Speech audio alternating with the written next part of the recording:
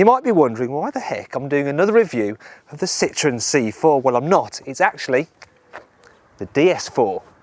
This is the second car in the French firm's new premium range. It's based on the normal C4, but sits higher off the ground, yet has a shorter coupe rear end.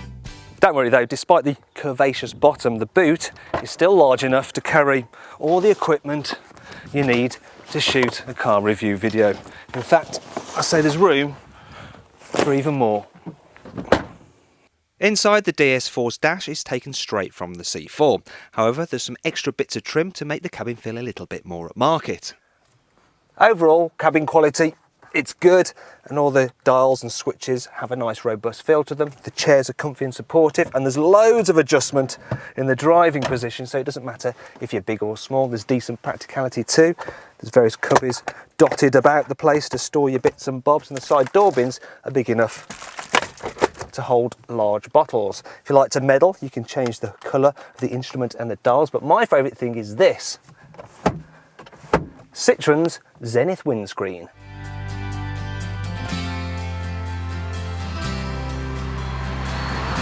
The first thing you notice when driving the DS4 is just how quiet its engines are, even the diesels. The second thing you spot is the raised ride height. I mean, it's not quite as lofty as that as in an SUV, but you do feel ever so slightly more superior than other road users. However, the most surprising thing with this car is just, well, how sporty it feels. It handles way better than the soggy C4 on which it's based. The steering's sharp, there's lots of grip, and there's hardly any body roll round corners, thanks to sportier suspension. Unfortunately, you can also thank that firmer setup for a slightly bouncy ride over rough surfaces, and if you hit a pothole or a bump, you can get quite a nasty jolt. Also, I have to say that it is good, this car, but it's still not quite as fun as its younger brother, the DS3, and it's certainly not as sharp as a VW Scirocco.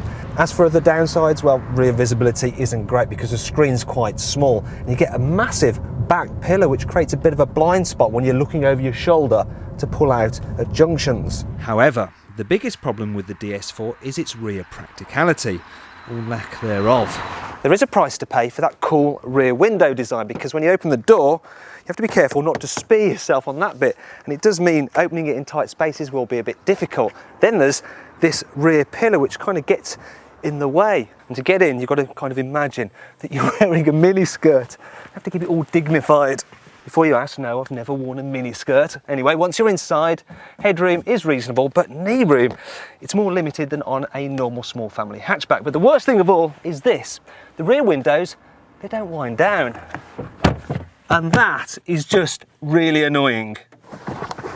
Finally, there's the price, because the DS4 is quite a bit more expensive than the C4 on which it's based, and it's not really expected to hold its value that much better come resale time. That said, it is cheap to run, especially if you go for one of the diesels, and of course, it does look rather unique.